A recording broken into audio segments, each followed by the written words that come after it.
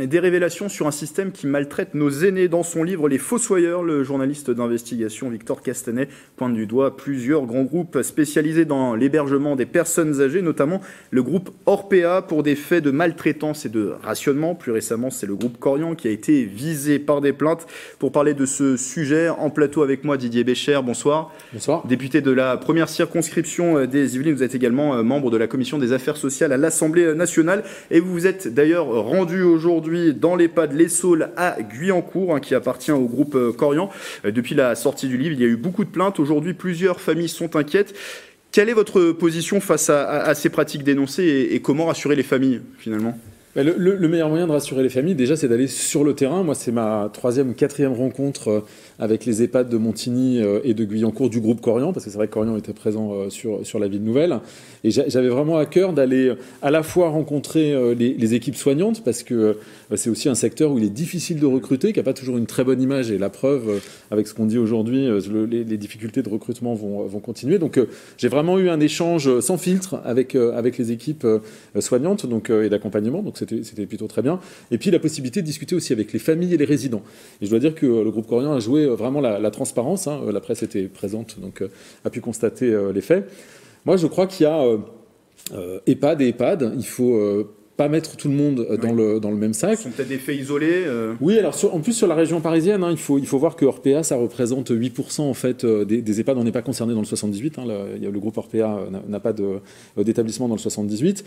C'est vrai que pour avoir participé, puisque nous avons un cycle d'audition actuellement à l'Assemblée nationale, l'audition du groupe Orpea, c'était quand même assez surréaliste, il faut le dire. Je crois qu'on a eu une démonstration en fait de parfaits gestionnaires financiers, mais très éloignés en fait du bien-être des résidents, ce qui, en tout cas, à toutes mes rencontres depuis 2017 avec les EHPAD de Saint-Quentin en Yvelines, je n'ai pas du tout eu ce sentiment. Et encore aujourd'hui, j'ai pu mesurer, en tout cas qu'au Saules, il y avait vraiment une bienveillance, un intérêt pour la santé des patients et essayer de s'organiser. Vous savez qu'au Saules, quasiment 90% des résidents sont des résidents de Saint-Quentin en Yvelines, Versailles, Viroflay, grand maximum. Donc on est aussi sur des gens qui souhaitent continuer à vivre là où ils ont vécu toute leur vie avec leur famille. Donc c'est un élément important, cette proximité, je trouve, que l'offre elle soit disponible sur notre territoire. Alors suite au scandale, une enquête a été ouverte par la commission des affaires sociales de l'Assemblée nationale. Où en est-on aujourd'hui ? Alors on est sur un cycle effectivement d'audition. Moi j'ai été très marqué cette semaine par l'audition de l'ARS, donc l'Agence régionale de santé d'Île-de-France, avec qui on a pu partager notre inquiétude sur la nécessité de mettre en place un certain nombre de certifications et d'indicateurs comme il y a pour les hôpitaux, mais qui n'existent pas dans les EHPAD. Alors là pareil, le groupe Korian, qui est un très grand groupe, a devancé un certain nombre d'éléments et a une certification ISO 9001. Donc on voit bien que tous les EHPAD ne sont pas logés à la même enseigne. Ce qu'il faut bien avoir en tête, c'est qu'aujourd'hui, nous avons 1/5 de la population française qui a plus de 65 ans. À l'horizon 2030, c'est 1/4 de la population française qui aura plus de 65 ans. Donc on a un vrai phénomène démographique qui fait que, et c'est ce qui nous a poussé en 2021 à créer la 5e branche de la sécurité sociale, donc cette 5e branche qui rassemble l'ensemble des financements, les 31 milliards de la dépendance, dans un seul bloc. Pourquoi ? Parce qu'il va y avoir un besoin d'investissement gigantesque, confère ce que je disais sur la démographie, et aussi parce que les députés à l'Assemblée nationale, nous avons besoin de pouvoir suivre les comptes, de pouvoir suivre les actions.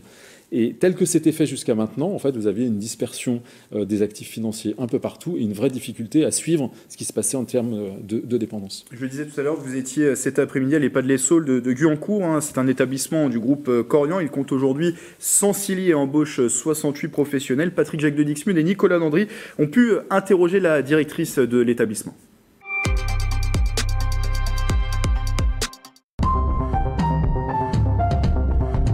Nous avons des résidents qui sont là tout le temps, ils habitent ici, ce sont leur lieu de vie, ils reçoivent leur famille, ils font des repas avec leur famille au sein de la structure. Les familles ont la possibilité de venir déjeuner, ils sortent, ils vont en vacances, ils reviennent, ils vont passer des week-ends en famille. Nous avons des activités qui sont proposées dans les étages avec les soignants qui font des activités dans la journée.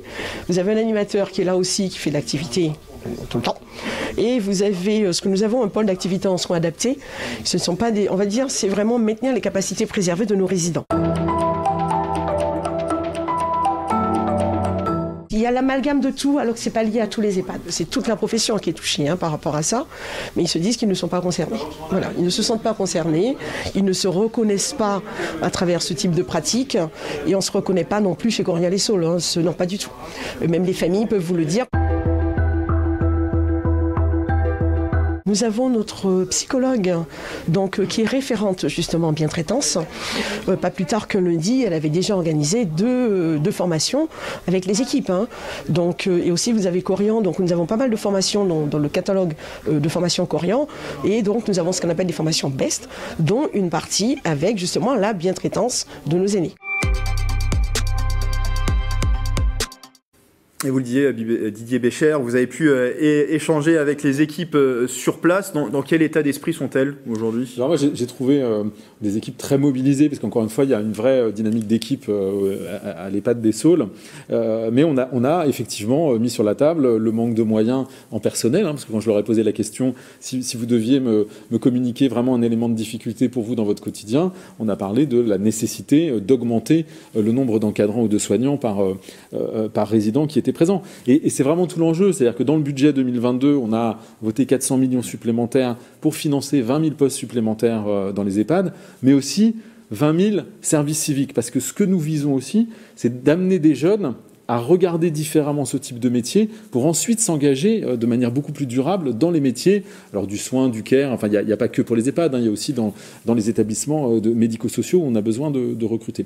Donc il y a un effort budgétaire certain qui est présent, un besoin de recrutement, mais nous devrons aussi avancer, c'était tout l'enjeu de l'audition avec l'ARS cette semaine, sur la certification, sur des indicateurs pour pouvoir mesurer d'un EHPAD à l'autre qu'est-ce qui fonctionne et qu'est-ce qui ne fonctionne pas et comment s'améliorer dans le temps pour s'assurer qu'on a des EHPAD où la bienveillance est vraiment la clé de ce qui est demandé en fait par les familles. Parce que justement, dernière chose, dans un communiqué, vous appelez à mettre en place un système de certification pour les EHPAD comme ils existent pour les hôpitaux.